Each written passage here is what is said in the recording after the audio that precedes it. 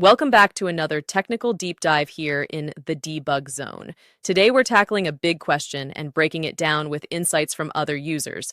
Hopefully this clears up some misconceptions and helps you get the answer you need. So buckle up, stay a little curious, and let's jump right in.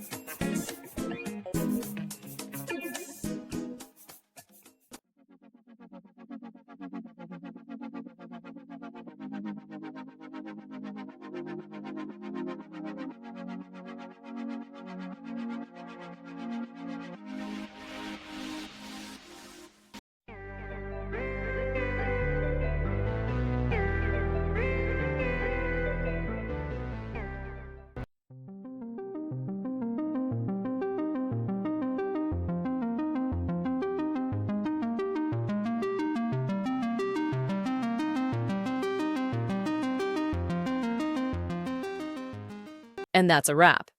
I hope you found the answer you were looking for. If you did, take a second to hit that subscribe button. It really helps out. And let me know in the comments which solution worked best for you. See you next time in the debug zone.